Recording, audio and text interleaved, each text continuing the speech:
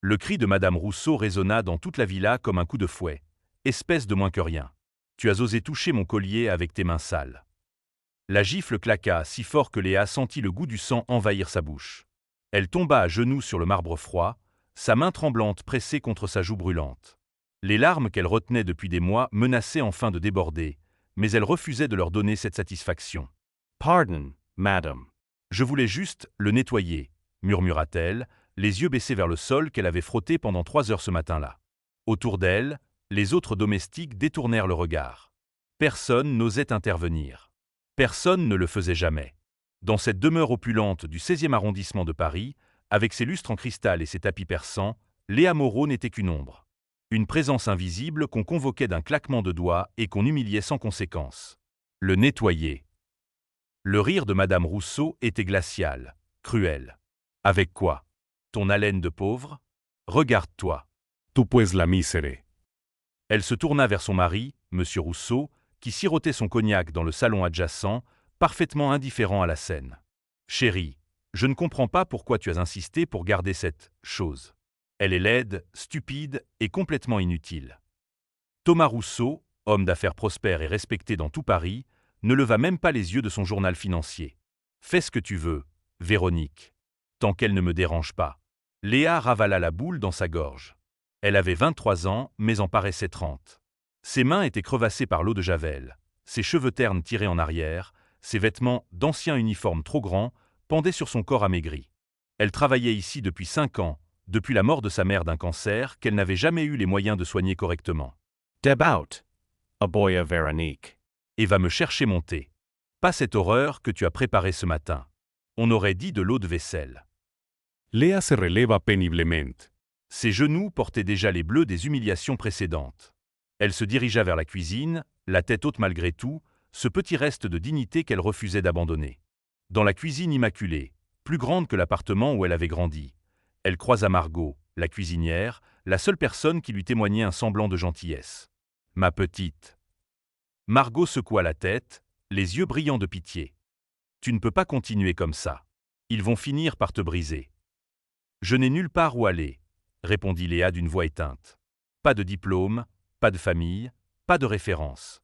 Qui voudrait m'embaucher?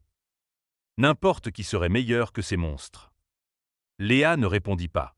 Elle prépara le thé avec des gestes mécaniques, choisissant les feuilles les plus chères, celles importées de Chine que Véronique affectionnait. Ses mains tremblaient encore. Quand elle retourna au salon, elle trouva les Rousseau en pleine conversation avec leur fils, Maxime, un jeune homme de 25 ans aussi arrogant que ses parents. « Ah, la Souillon !» ricana-t-il en la voyant. « Dis-moi, Léa, c'est vrai que tu dors dans le débarras près de la buanderie? J'ai parié 100 € avec mes amis que tu n'avais même pas de vraie chambre. » Le rire qui suivit était comme du verre brisé dans ses oreilles. Léa posa le plateau de thé sur la table basse, ses mouvements précis malgré l'humiliation. « C'est exact, monsieur Maxime, » dit-elle doucement. « Monsieur Maxime. » Il imita sa voix d'une manière grotesque. « Tu entends ça, maman? Elle m'appelle monsieur. Comme si j'étais son maître ou quelque chose du genre. » Il s'approcha d'elle, son souffle chargé d'alcool. « Tu sais quoi? Toulas. Tu es notre propriété. On pourrait te jeter dehors comme un déchet et personne ne s'en soucierait. »« Maxime, arrête, » dit Thomas, mais sans conviction. « Tu vas l'effrayer. »« Et alors? » ?»« Regarde-la. Elle est déjà à moitié morte. » Cette nuit-là, recroquevillée sur le matelas fin dans le débarras exigu qui sentait l'eau de Javel et la moisissure. Léa pleura pour la première fois depuis des mois. Elle pleura sur sa vie gâchée, sur ses rêves morts, sur la femme qu'elle aurait pu devenir. Sa mère lui avait dit, quelques jours avant de mourir, « Ma chérie, tu as quelque chose de spécial en toi. Je le vois dans tes yeux. Ne laisse jamais personne éteindre cette lumière. » Mais quelle lumière? Elle ne voyait que l'obscurité maintenant. Les jours suivants furent une spirale descendante. Véronique, comme pour compenser une frustration personnelle, redoubla de cruauté. Un matin, elle renversa volontairement son petit déjeuner sur le tapis persan. « Nettoie ça. À genoux. Sans éponge. » Léa s'exécuta, frottant avec ses mains nues pendant que toute la famille regardait en riant. Un après-midi, Maxime accidentellement la poussa dans l'escalier de service. Elle dévala 6 marches et se retrouva le poignet tordu, la cheville enflée. « Désolé, » dit-il sans la moindre trace de remords. Tu aurais dû regarder où tu allais. Personne n'appela de médecin. Margot l'aida à bander son poignet avec des torchons propres. C'est suffisant, murmura la cuisinière. Tu dois partir. Cette nuit. Pour aller où? N'importe où. La rue serait plus clémente. Mais Léa restait. Par peur, par résignation, par cette conviction étrange que sa vie ne pouvait être que cela. Jusqu'à ce soir de novembre pluvieux. C'était le soir du grand dîner des Rousseau, un événement annuel où tout le gratin parisien se rassemblait pour exhiber sa richesse. Léa avait travaillé 20 heures d'affilée, préparant, nettoyant, organisant.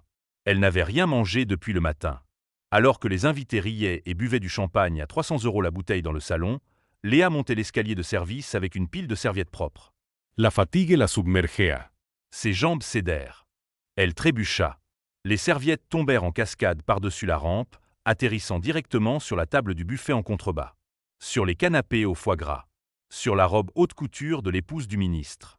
Le silence qui suivit était assourdissant. Veronique Rousseau Devant Écarlate. Elle monta les escaliers 4 à 4, ses talons claquant comme des coups de marteau. Espèce de déchet inutile, hurla-t-elle. Sa main attrapa Léa par les cheveux, la traînant jusqu'en haut des marches. Les invités en bas murmuraient, certains gênés, d'autres visiblement excités par le spectacle. « Tu as ruiné ma soirée. Tu as ruiné ma réputation. » Véronique la gifla 1 fois, 2 fois, 3 fois. « Tu n'es qu'un parasite. Une erreur de la nature. » Thomas monta à son tour, non pour défendre Léa, mais pour calmer sa femme. « Chérie, pas devant les invités. » « Je me fiche des invités. Veronique tremblait d'erail. Je veux qu'elle disparaisse. Ce soir. Qu'elle prenne ses affaires et qu'elle sorte de ma maison. » Léa, le visage en sang, se releva difficilement. Quelque chose en elle se brisa enfin. Ou peut-être se libéra. « Très bien, » dit-elle d'une voix qu'elle ne reconnut pas. Une voix calme, presque froide. « Yepars. » Elle descendit au débarras, fourra ses quelques possessions dans un sac plastique, 2 t-shirts, un jean, une photo de sa mère, et sortit par la porte de service. La pluie tombait drew. Paris brillait de 1000 lumières, mais Léa n'avait jamais eu aussi froid de sa vie. Elle marcha. Sans but, sans destination. Ses pieds la portèrent à travers les rues du 16e, puis vers les quartiers plus modestes. Elle marcha jusqu'à ce que ses chaussures trempées lui fassent mal, jusqu'à ce que le froid pénètre ses os. Aux premières heures de l'aube, elle se retrouva devant un pont. La Seine coulait en dessous, sombre et invitante. Ce serait si facile, pensa-t-elle. Si simple de tout arrêter. Tu ne vas pas faire ça. La voix venait de derrière elle. Léa se retourna et vit une femme d'une 60aine d'années, élégante malgré leur matinale, qui la regardait avec une intensité troublante. Pardon. Sauter. Tu y penses, n'est-ce pas? La femme s'approcha. Je le vois dans tes yeux. J'ai déjà vu ce regard. Léa recula. Je ne. Ce n'est pas vos affaires. Peut-être pas. La femme sourit, un sourire triste et compréhensif. Mais je fais ma promenade matinale tous les jours depuis 20 ans. J'ai vu beaucoup de gens sur ce pont. Certains ont sauté. La plupart sont morts. Quelques-uns ont survécu et ont regretté à l'instant où ils ont touché l'eau. Pourquoi vous me dites ça? Parce que tu me rappelles quelqu'un. Moi, il y a longtemps. La femme tendit la main. Je m'appelle Catherine Beaumont. Et toi? Léa. Léa Moreau. Enchantée, Léa. Tu as l'air d'avoir passé une nuit terrible. Que dirais-tu d'un café chaud et d'un croissant? Léa hésita. Tout en elle criait de refuser, de ne faire confiance à personne. Mais quelque chose dans le regard de cette femme, de la sincérité, peut-être, ou simplement de la bonté, la fit acquiescer. Elles se rendirent dans un petit café qui ouvrait juste. Catherine commanda pour 200 posées de questions. Elles s'assirent près de la fenêtre, regardant Paris se réveiller. « Alors, » dit finalement Catherine, « vas-tu me raconter ?» Et Léa raconta. Tout. Les 5 années d'humiliation, les coups, les insultes, la faim, le froid, l'isolement. Elle raconta jusqu'à ce que le café refroidisse et que ses larmes coulent sur la table. Catherine écouta sans interrompre. Quand Léa eut terminé, elle prit sa main abîmée entre les siennes. « Ma chérie, tu as survécu à l'enfer. Tu es encore debout. Tu sais ce que ça signifie. Que je suis stupide. Non, que tu es forte. Plus forte que tu ne le crois. » Catherine se pencha en avant. « Je vais te raconter mon histoire. Il y a 30 ans, j'étais comme toi. Pauvre, sans éducation, travaillant comme femme de ménage pour des gens qui me traitaient comme moins qu'humaine. Mon mari me battait. Mes employeurs m'humiliaient. Un jour, j'en ai eu assez. J'ai tout quitté avec 100 francs en poche. Et j'ai reconstruit ma vie. Petit à petit.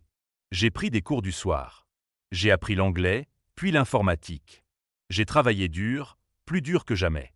Aujourd'hui, je dirige une entreprise de consulting qui emploie 200 personnes. Léa la regarda, incrédule. Vous? Moi? Et si j'ai pu le faire, toi aussi tu peux. Catherine sortit une carte de visite de son sac. Voici mon adresse. Je possède un petit studio que je loue habituellement, mais il est libre en ce moment. Tu peux y rester. Gratuitement. Le temps de te remettre sur pied. Je ne peux pas accepter. Je ne peux pas vous payer. Je ne te demande pas d'argent. Je te demande de reprendre ta vie en main. Catherine se leva. Réfléchis. Si tu veux mon aide, tu sais où me trouver. Elle laissa la carte sur la table et partit. Léa fixa la carte pendant une éternité. Catherine Beaumont, PDG, CB Consulting. Une adresse dans le 8e arrondissement. Ça semblait trop beau pour être vrai. C'était sûrement un piège. Personne n'aidait gratuitement. N'est-ce pas? Mais qu'avait-elle à perdre? 2 heures plus tard, elle se tenait devant un immeuble élégant. Elle pressa le bouton de l'interphone avec des mains tremblantes. Oui. La voix de Catherine était claire. C'est Léa. De ce matin. Ah. Monte. 5e étage. Le studio était petit mais lumineux, propre, meublé simplement.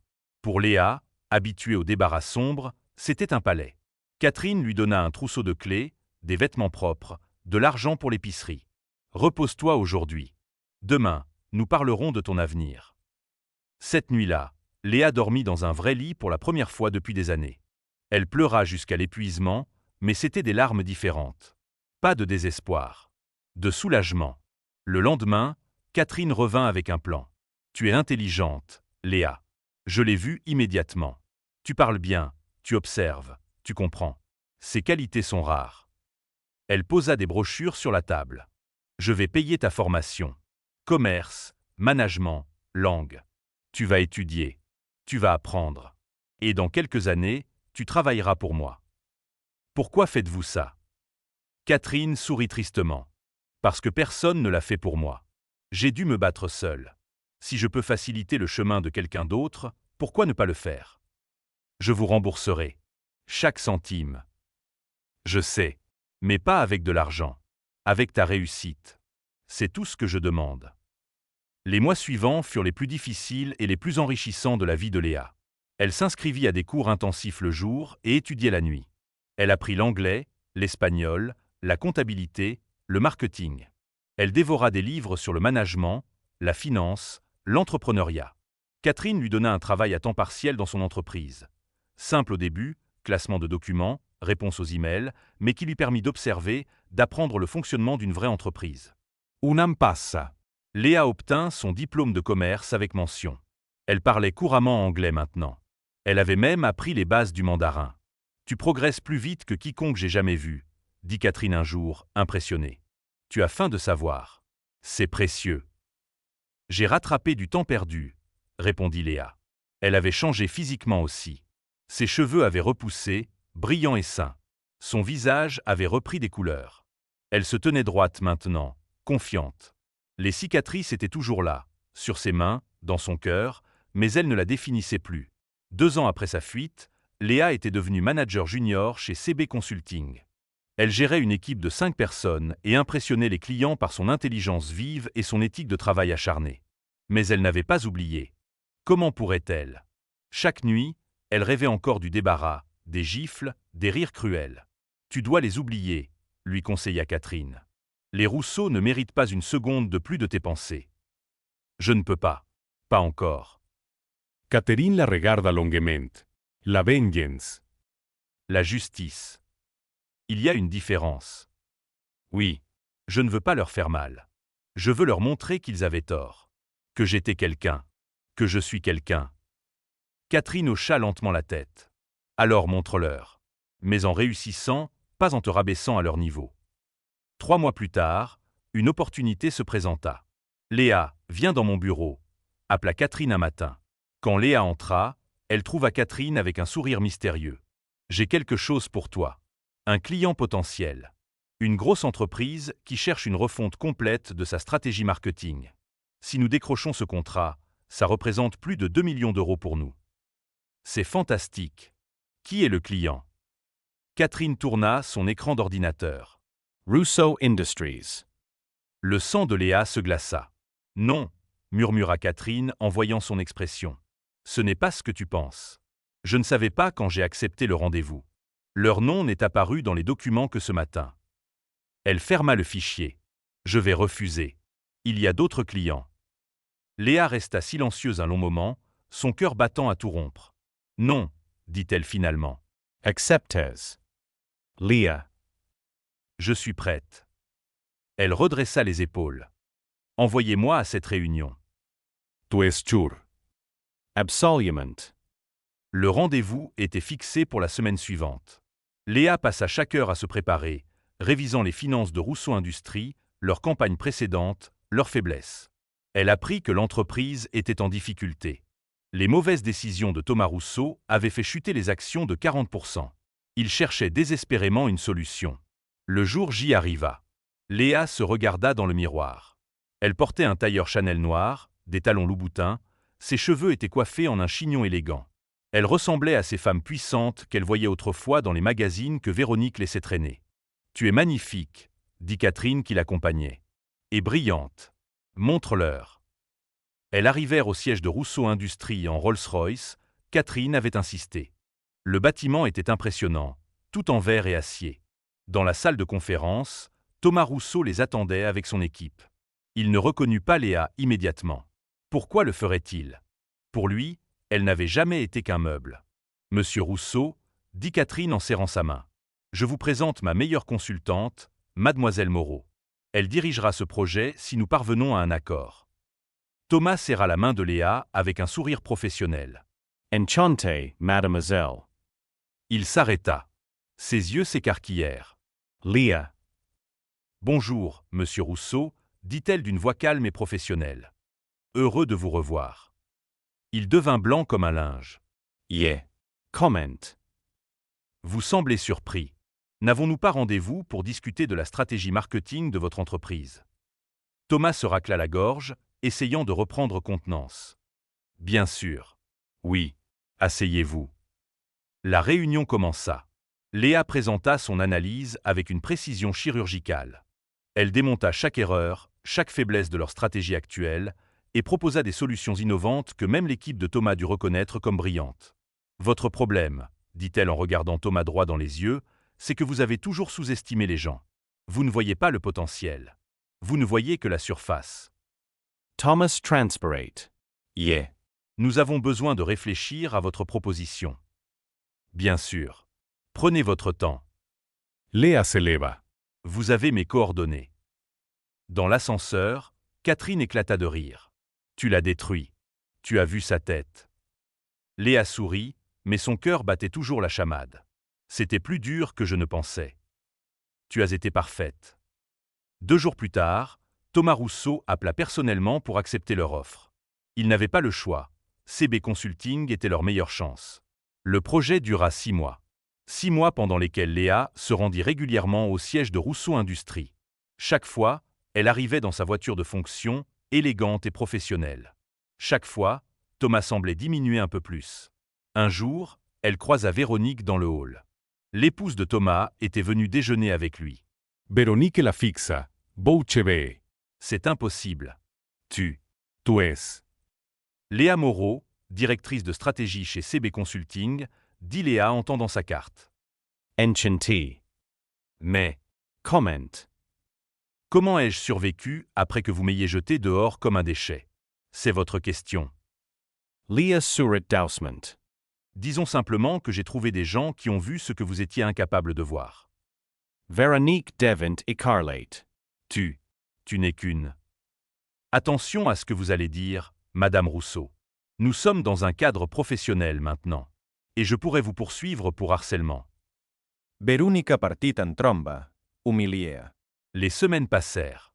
Le travail de Léa porta ses fruits. Les actions de Rousseau Industries remontèrent. L'entreprise retrouva sa rentabilité. Lors de la réunion finale, Thomas la prit à part. Leah. Yeah. Je dois te parler. Elle attendit, le visage impassible. Ce que nous t'avons fait, ma femme et moi. Maxime.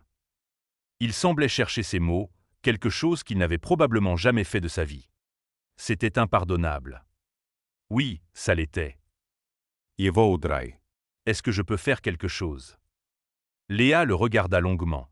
Cet homme qu'il avait laissé dormir dans un débarras, qu'il avait regardé se faire humilier sans broncher, qu'il avait traité comme moins qu'humaine. Oui, dit-elle finalement. Vous pouvez apprendre. Apprendre à voir les gens. Vraiment les voir. Parce que la personne que vous méprisez aujourd'hui pourrait être celle qui vous sauve demain. Thomas baissa les yeux. Tu as raison. Je sais. Elle partit sans se retourner. 6 mois plus tard, Catherine annonça qu'elle prenait sa retraite. J'ai 65 ans. C'est le moment. Et j'ai trouvé la personne parfaite pour me remplacer. Elle regardait Léa. Moi? Mais je n'ai que 26 ans. Je n'ai pas assez d'expérience. Tu as plus d'expérience que tu ne le crois. Tu as survécu à l'impossible. Tu t'es reconstruite de rien. Tu as transformé ta douleur en force. Catherine prit ses mains. Tu es prête, ma chérie. Plus prête que tu ne le penses. Léa devint PDG de CB Consulting à 27 ans. Elle fut la plus jeune femme à diriger une entreprise de consulting de cette taille en France. Sous sa direction, l'entreprise prospéra. Elle doubla son chiffre d'affaires en 2 ans, ouvrit des bureaux à Londres, New York, Shanghai. Mais elle n'oublia jamais d'où elle venait. Elle créa un programme de mentorat pour les femmes en difficulté, offrant formation, logement, opportunités. Des dizaines de femmes comme elle, abusées, brisées, abandonnées, trouvèrent une seconde chance grâce à ce programme. C'est ma façon de rembourser ce que Catherine a fait pour moi, expliqua-t-elle lors d'une interview à un magazine économique. 3 ans jour pour jour après avoir quitté la villa des Rousseau, Léa reçut un appel. Mademoiselle Moreau. Ici Pierre Dubois, du cabinet d'avocats Dubois & Associés. J'appelle au nom de Monsieur Thomas Rousseau. Le cœur de Léa se serra. Oui. Monsieur Rousseau souhaiterait vous rencontrer. C'est urgent. Ils se retrouvèrent dans un café discret. Thomas avait vieilli de 10 ans en 3 ans. Ses cheveux étaient gris, son visage creusé. Merci d'être venu, dit-il. Que voulez-vous? Il sortit des documents de sa mallette. Rousseau Industries est de nouveau en difficulté. Les erreurs se sont accumulées. La concurrence nous écrase. Nous. Je suis au bord de la faillite. Léa ne dit rien. J'ai besoin de ton aide. Encore. Je suis prêt à payer ce qu'il faut. Pourquoi devrais-je vous aider? Thomas la regarda dans les yeux. Parce que tu es meilleur que moi. Tu l'as toujours été. Même quand tu dormais dans ce débarras, tu valais 1000 fois plus que moi. Vous le savez maintenant. Oui. Sa voix se brisa. Et je le paierai pour le restant de ma vie. Véronique m'a quitté. Elle a pris la moitié de mes biens. Maxime ne me parle plus. Je suis seul. Et je le mérite. Léa sentit quelque chose se dénouer dans sa poitrine. Pas de la joie. Pas de la satisfaction. Juste de la paix. Je vais vous aider, dit-elle finalement. Non pas parce que vous le méritez, mais parce que vos employés le méritent. Parce qu'il y a peut-être quelqu'un dans votre entreprise qui est comme j'étais. Invisible, sous-estimé. Et cette personne mérite une chance. Thomas ferma les yeux. Merci. Mais à mes conditions. Vous allez créer un fonds pour vos employés les plus bas dans l'échelle. Formation, bourse, opportunité d'avancement. Et vous allez personnellement vous assurer que personne dans votre entreprise n'est traité comme vous m'avez traité. Tout ce que tu veux. Le sauvetage de Rousseau Industries prit 1 an. Léa y mit toute son expertise, mais aussi son cœur. Elle rencontra chaque employé, écouta leurs histoires, leurs difficultés. Elle trouva une jeune femme, Marie, qui travaillait au nettoyage. Marie lui rappelait elle-même 3 ans plus tôt, mince, fatiguée, avec des rêves qu'elle n'osait plus exprimer. « Tu veux faire quoi de ta vie ?» demanda Léa. Marie Rudget. J'aimerais travailler en comptabilité. Mais je n'ai pas les qualifications. Tu les auras. Je vais m'en occuper. 6 mois plus tard, Marie commençait une formation. 1 an après, elle était assistante comptable. 2 ans après, elle dirigeait son département. L'histoire de Léa fit le tour des médias. De domestique à PDG, l'incroyable comeback de Léa Moreau titrait Le Figaro. Forbes l'inclut dans sa liste des 30 under 30 les plus influents d'Europe. Mais pour Léa, le moment le plus important arriva lors d'une conférence qu'elle donna à l'université. On me demande souvent ce que j'ai ressenti quand je suis retourné voir les Rousseau, dit-elle face aux centaines d'étudiants. Si j'ai ressenti de la joie, du triomphe, de la vengeance. La vérité? J'ai ressenti de la tristesse. Tristesse pour le temps perdu, pour la personne que j'aurais pu être si on m'avait donné une chance plus tôt. Mais aussi de la gratitude. Elle marqua une pause, balayant l'amphithéâtre du regard. Gratitude parce que cette épreuve m'a appris quelque chose que peu de gens comprennent vraiment. Chaque être humain a une valeur. Peu importe son travail, son salaire, son apparence. Nous avons tous quelque chose à offrir. Et quand on sous-estime quelqu'un, quand on l'humilie, on ne diminue pas sa valeur, on révèle notre propre petitesse. Les applaudissements résonnèrent longtemps. Après la conférence, une jeune fille s'approcha d'elle, les yeux rougis. Mademoiselle Moreau. Yeah. Je travaille dans une maison où on me traite comme vous étiez traité. Votre histoire m'a donné de l'espoir. Mais j'ai peur. Peur de partir, peur d'échouer. Léa prit ses mains. Comment tu t'appelles? Sophia. Sophia, écoute-moi bien. La peur est normale. J'avais peur aussi. J'étais terrifié. Mais tu sais ce qui est plus effrayant que l'échec? Mourir à petit feu dans une vie qui te détruit. Tu mérites mieux. Tu entends? Tu mérites tellement mieux. Elle lui donna sa carte, celle de son programme de mentorat. Appelle ce numéro demain. Quelqu'un t'aidera. Comme on m'a aidé. Sophia pleura et la serra dans ses bras.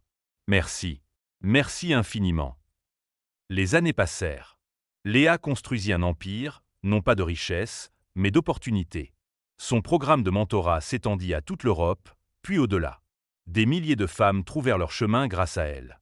Catherine, maintenant âgée de 70 ans, venait régulièrement la voir. « Tu as dépassé tous mes espoirs », dit-elle un jour, les larmes aux yeux. « Tu n'as pas seulement réussi, tu as transformé ta douleur en quelque chose de beau. C'est grâce à vous. Vous m'avez sauvé. » Non, Maquerie. Je t'ai juste tendu la main. C'est toi qui as fait le reste. C'est toi qui as choisi de te battre, d'étudier, de devenir cette femme extraordinaire. N'oublie jamais ça. 5 ans après son retour triomphal, Léa fut invitée à un gala de charité au Ritz. Tout le gratin parisien était présent. Des ministres, des PDG, des célébrités. Et les Rousseau. Thomas était là avec son nouveau rôle. Il ne dirigeait plus son entreprise. Après que Léa l'eut sauvé de la faillite, il avait démissionné et vendu ses parts. Il travaillait maintenant pour une association caritative, aidant les entrepreneurs en difficulté. « C'est mon chemin de rédemption », lui avait-il confié lors de leur dernière conversation professionnelle. « Je ne peux pas effacer le passé, mais je peux essayer de faire mieux à l'avenir. » Véronique n'était pas là. Elle avait quitté Paris après son divorce, retourné dans sa famille en province, sa fortune et sa fierté en lambeaux. Maxime, en revanche, était présent. Il travaillait maintenant comme agent immobilier junior, loin de la vie dorée qu'il avait connue. Quand leurs regards se croisèrent, il s'approcha d'elle, hésitant. Léa. Mademoiselle Moreau. Maxime. Il sembla chercher ses mots, son arrogance d'autrefois complètement disparue. « Je sais que des excuses ne suffiront jamais. Ce que je t'ai fait, ce que nous t'avons fait, c'était monstrueux. Oui, ça l'était. Je voulais juste que tu saches que, 2M as inspire.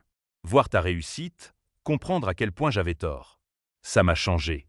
Je ne serai jamais la personne que tu es, mais j'essaie au moins d'être meilleur que ce que j'étais. » Léa le regarda longuement.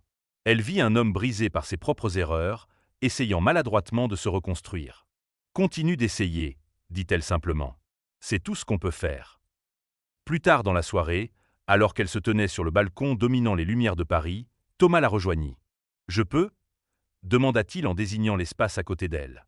Elle acquiesça.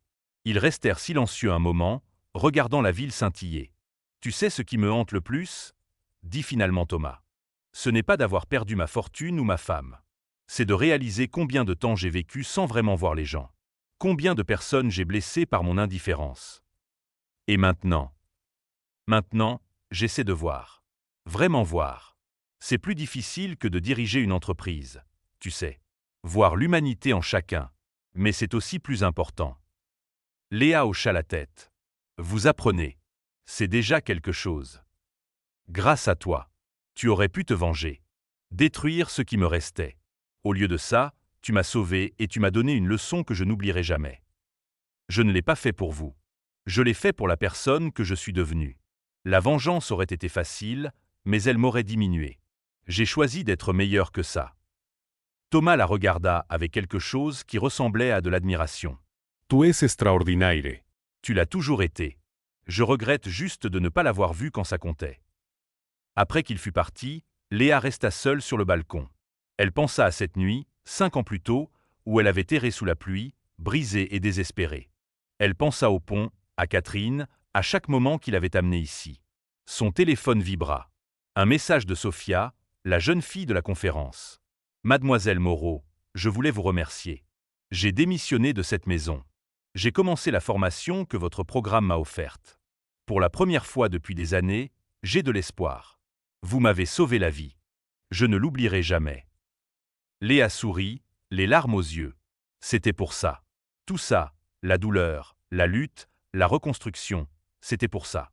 10 ans après avoir quitté la villa des Rousseau, Léa reçut une invitation inattendue.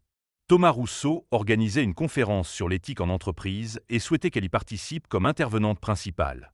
Le thème est la dignité au travail, expliqua-t-il au téléphone. Je ne peux penser à personne de mieux placé pour en parler. Elle accepta. La conférence se tenait dans un grand hôtel parisien. Des centaines de chefs d'entreprise, de managers, de professionnels des ressources humaines étaient présents. Quand Léa monta sur scène, un silence respectueux tomba. « Il y a 10 ans, commença-t-elle, sa voix claire et assurée, je dormais dans un débarras. J'étais battu, affamé, humilié quotidiennement. On me traitait de déchet, de moins que rien. Et pendant longtemps, j'ai cru que c'était vrai, que je ne valais rien. » Elle balaya la salle du regard. Mais j'avais tort. Et ceux qui me traitaient ainsi avaient tort. Parce que chaque personne qui travaille pour vous, peu importe son poste, est un être humain avec des rêves, des talents, une dignité intrinsèque. Quand vous humiliez vos employés, quand vous les sous-payez, quand vous fermez les yeux sur leurs difficultés, vous ne construisez pas une entreprise solide. Vous construisez une maison sur du sable. Elle raconta son histoire, sans phare, sans édulcoration. Les larmes, la faim, les coups, la déshumanisation progressive. Et puis quelqu'un m'a vu. Vraiment vu. Pas comme une domestique ou un meuble, mais comme une personne avec du potentiel. Cette personne m'a donné une chance. Une seule chance. Et regardez où je suis aujourd'hui. Elle marqua une pause. Je suis la preuve vivante que quand vous investissez dans les gens, quand vous les traitez avec dignité et respect, ils peuvent accomplir des choses extraordinaires. Alors je vous pose la question, combien de Léa Moreau travaillent pour vous en ce moment même? Combien de génies potentiels nettoyent vos bureaux, servent votre café, traitent vos documents? Et que faites-vous pour eux? Le silence était absolu. Ne méprisez jamais les humbles. Ne sous-estimez jamais ceux qui sont en bas de l'échelle. Parce que la vie tourne. Et la personne que vous méprisez aujourd'hui pourrait être votre patron demain. Ou pire, elle pourrait rester humble et vous auriez gâché la chance de connaître quelqu'un d'extraordinaire. L'ovation dura 5 minutes pleines. Après la conférence, des dizaines de personnes vinrent la voir. Des PDG qui promettaient de revoir leurs politiques internes. Des managers qui pleuraient en repensant à leurs propres employés. Des employés qui se sentaient enfin vus. Thomas s'approcha en dernier, les yeux rougis. « Merci, dit-il simplement. Pour tout. »« De rien. Mais ne me remerciez pas, monsieur Rousseau. Remerciez chaque personne que vous rencontrerez désormais en la voyant vraiment. » 15 ans après sa fuite, Léa se tenait dans le bureau de ce qui était autrefois la Villa Rousseau. La propriété avait été vendue, transformée en centre de formation pour femmes en difficulté, financée par la fondation qu'elle avait créée. Elle monta au grenier, là où se trouvait l'ancien débarras. Il avait été rénové, transformé en une belle chambre lumineuse. Elle s'assit sur le lit et regarda par la fenêtre. Paris s'étendait devant elle, magnifique et prometteur. Son téléphone sonna. C'était Marie, l'ancienne femme de ménage devenue directrice financière. « Léa, les chiffres du trimestre sont arrivés. Notre programme a aidé 2000 femmes cette année. 2000. » Léa sourit. « C'est merveilleux. C'est grâce à toi. Tu as changé tant de vies. » Après l'avoir raccroché, Léa resta assise dans cette pièce qui avait jadis été sa prison. Elle pensa à la jeune femme brisée qu'elle avait été, à celle qu'elle était devenue. La transformation n'avait pas été facile. Il y avait eu des nuits où elle avait pleuré, des moments où elle avait voulu abandonner. Mais elle avait continué. Pas par vengeance, pas par orgueil. Simplement parce qu'elle refusait de laisser ceux qui l'avaient humiliée avoir raison. Elle sortit de sa poche la vieille photo de sa mère, abîmée et jaunie. « Je l'ai fait, maman », murmura-t-elle. J'ai gardé la lumière allumée. En sortant de la villa transformée, elle croisa une jeune femme qui entrait pour sa première journée de formation. La jeune femme avait ce regard, perdu, effrayé, mais avec une lueur d'espoir tout au fond. « Bonjour », dit Léa avec un sourire chaleureux. « Comment tu t'appelles ?»« Emma. C'est ma première fois ici. »« Bienvenue, Emma. Tu vas voir, ta vie va changer. Si tu es prête à travailler dur et à croire en toi. »« J'ai peur. » Léa prit ses mains, exactement comme Catherine avait pris les siennes tant d'années auparavant. « La peur est normale. Mais tu sais ce que je vois quand je te regarde ? Une survivante. Une combattante. Quelqu'un qui a déjà prouvé sa force juste en franchissant cette porte. Ne laisse jamais personne te dire que tu ne vaux rien. Tu entends ? Tu vaux tout. » Emma hocha la tête, les larmes aux yeux. « Merci. »« Pas de quoi. Maintenant va. Ton avenir t'attend. » En regardant Emma entrer dans le bâtiment, Léa sentit un sentiment de plénitude l'envahir. Ce n'était pas la vengeance qui l'avait guérie. Ce n'était pas l'argent ou le pouvoir. C'était ça, donner à d'autres ce qu'on lui avait donné. Transformer la douleur en espoir. Elle monta dans sa voiture, non pas parce qu'elle en avait besoin pour impressionner, mais parce qu'elle l'avait gagné. Honnêtement. Dignement. Avant de démarrer, elle reçut un dernier message. De Thomas. « Léa, je voulais juste te dire que le programme que nous avons lancé dans les entreprises, celui que tu m'as forcé à créer, a changé des centaines de vies. Hier, une de nos anciennes femmes de ménage a été promue manager. Elle m'a remercié en pleurant. Et tout ce que je pouvais penser, c'était à toi, à ce que je t'ai fait, et à comment tu as transformé cette horreur en quelque chose de beau. Tu es un exemple pour nous tous. Merci d'avoir été plus forte que ma cruauté. » Léa ne répondit pas tout de suite. Elle regarda Paris autour d'elle, cette ville qu'il avait vue tomber et se relever. Finalement, elle écrivit « Continuez simplement à voir les gens, monsieur Rousseau. C'est tout ce qui compte. » Elle démarra et prit la route. Dans le rétroviseur, elle vit le reflet d'une femme forte, accomplie, en paix. Plus de peur dans ses yeux. Plus de honte. Juste de la détermination et de la compassion. Elle avait été la servante humiliée. Elle était devenue la reine. Non pas par la vengeance, mais par la persévérance. Non pas en écrasant ses anciens oppresseurs, mais en devenant tellement plus grande qu'eux qu'ils semblaient minuscules en comparaison. Non pas en fermant son cœur, mais en l'ouvrant à tous ceux qui souffraient comme elle avait souffert. Et c'était la plus belle victoire de toutes. Parce que la vraie force n'est pas dans la domination, mais dans la capacité de transformer la souffrance en sagesse, la colère en compassion, le désespoir en espoir. Ce soir-là, lors d'une interview pour un documentaire sur son parcours, la journaliste lui posa la question inévitable. Si vous pouviez revenir en arrière, changeriez-vous quelque chose ? Éviteriez-vous ces 5 années d'humiliation ? Léa réfléchit longuement. Non, dit-elle finalement, parce que cette douleur m'a appris l'empathie. Elle m'a montré la vraie valeur d'une personne. Elle m'a donné la force de me battre non seulement pour moi, mais pour toutes celles qui vivent ce que j'ai vécu. Si j'avais eu une vie facile, serais-je la personne que je suis aujourd'hui ? Probablement pas. Donc vous êtes reconnaissante envers les Rousseau ? Non. Mais je suis reconnaissante pour ce que j'ai découvert en moi à cause d'eux. La capacité de survivre. De pardonner. De transformer le mal en bien. Ça, personne ne peut me le prendre. Et votre message pour ceux qui sont actuellement dans la situation où vous étiez. Léa regarda directement la caméra, comme si elle pouvait parler à chaque personne brisée, humiliée, désespérée qui regarderait. Tiens bon, je sais que c'est dur. Je sais que tu as l'impression que ça ne finira jamais, que tu ne vaux rien, que personne ne te verra jamais. Mais c'est faux. Tu vaux infiniment plus que ce qu'ils te font croire. Ta valeur n'est pas déterminée par ceux qui te maltraitent. Elle est intrinsèque. Elle est là, en toi, même s'ils essaient de l'étouffer. Sa voix se fit plus douce, plus intime. Et si tu n'as personne pour te tendre la main comme Catherine l'a fait pour moi, alors tends-toi la main à toi-même.